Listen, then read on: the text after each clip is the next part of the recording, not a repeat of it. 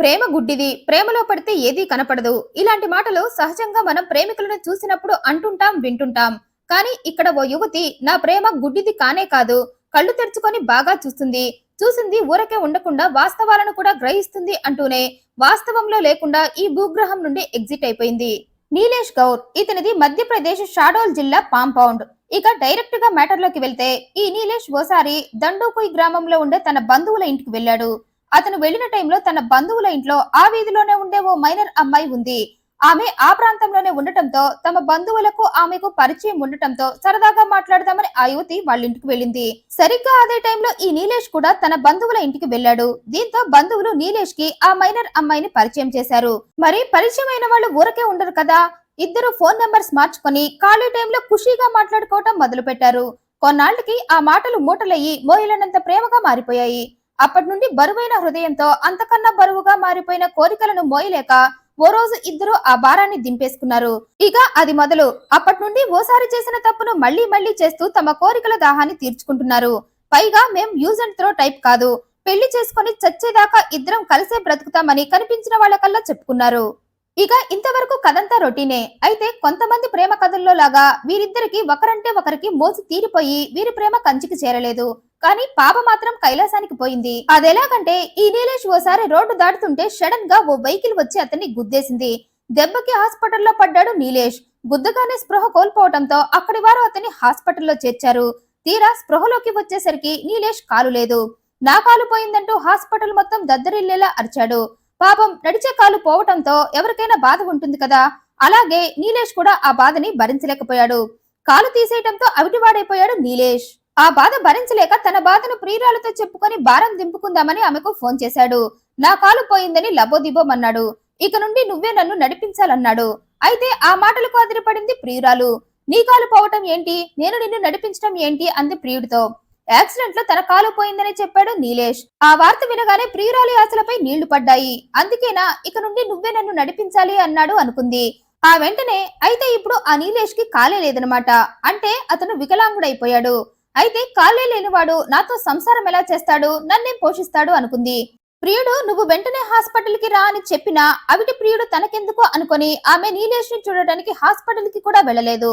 అతను ఇంటికి వచ్చాక కూడా ప్రియురాలకి కాల్ చేశాడు. అప్పుడు కూడా ఆమె సరిగ్గా రెస్పాండ్ అవ్వలేదు. మరి అవిటి ప్రియుడు కదా, పైగా వద్దనుకుంది. మరి అలాంటప్పుడు ఎలా రెస్పాండ్ అవుతుంది? పైగా నీలేష్ ని వద్దనుకున్నప్పటి నుండి అతనితో సరిగ్గా మాట్లాడకుండా దూరం పెడుతూ వచ్చింది. కొన్నాళ్ళకి ఆ విషయం నీలేష్ కి అర్థమైంది. తన అవిటితనం కారణంగానే ప్రియురాలు తనని దూరం పెడుతుందని, తనని వద్దనుకుంటుందని గ్రహించాడు. అదే విషయం ప్రియురాలికి ఫోన్ చేసి అడిగాడు.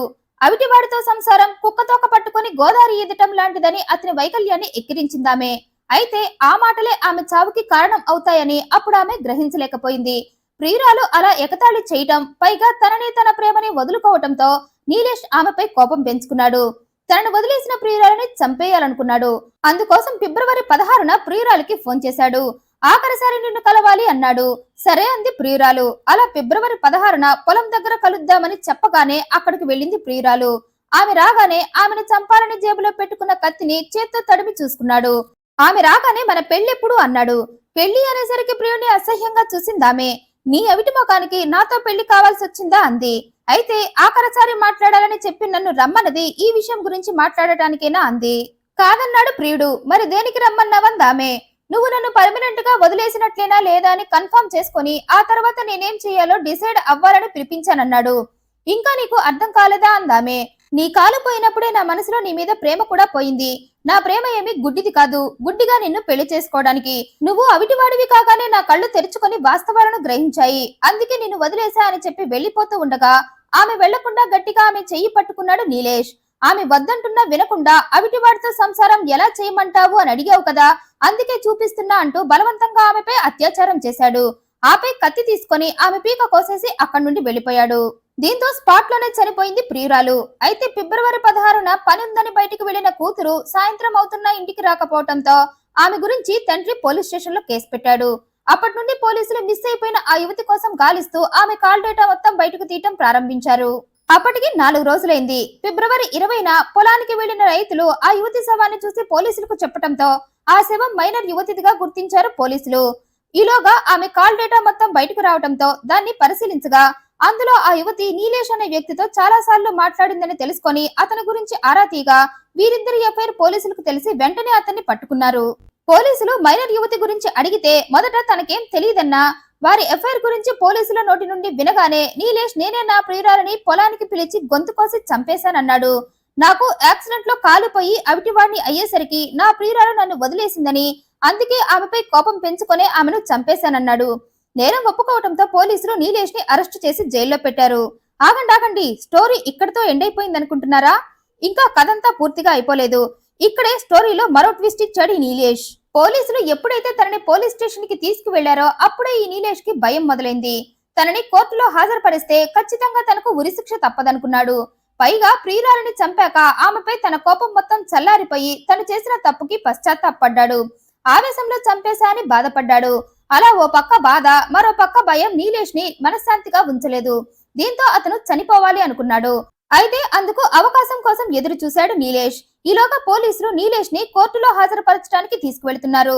ఇక ఇదే కరెక్ట్ టైం నేను చనిపోవడానికి అనుకున్నాడు నీలేష్. తనని కోర్టుకు తీసుకువెళ్తున్న పోలీసులతో నేను అర్జెంటుగా వాష్రూమ్ కి వెళ్ళాలి అన్నాడు. సరే అంటూ పోలీసులు స్టేషన్ లో ఉన్న వాష్రూమ్ లోకి అతన్ని పంపారు. లోపలికి వెళ్ళగానే నీలేష్ ఎలా చనిపోవాలా అని ఆలోచిస్తూ ఉండగా అతనికి అక్కడ ఓ టవల్ కనిపించింది. వెంటనే దాన్ని సీలింగ్ కి ఉన్న హుక్కు కి కట్టి వేలాడాడు. అయితే ఆ ప్రాసెస్ లో గట్టిగా శబ్దం కావటంతో పోలీసులు వెంటనే అలర్ట్ అయిపోయి వాష్రూమ్ డోర్ ని పగలగొట్టుకుని లోపలికి వెళ్లారు. నీలేష్ అవిటితనం కారణంగా అక్కడ బ్యాలెన్స్ చేయలేక ఆ శబ్దం అయింది. అయితే అప్పటికే ఈ నీలేష్ పైన వేలాడుతూ స్పృహ కోల్పోతున్నాడు. అతన్ని పట్టుకుని పోలీసులు స్థానిక హాస్పిటల్ కి తీసుకువెళ్లారు. ప్రస్తుతం నీలేష్ హాస్పిటల్లో చికిత్స పొందుతున్నాడు. అయితే అక్కడి డాక్టర్స్ మెరుగైన వైద్యం కోసం నీలేష్ ని రేవాలోని హాస్పిటల్ కి పంపమన్నారు.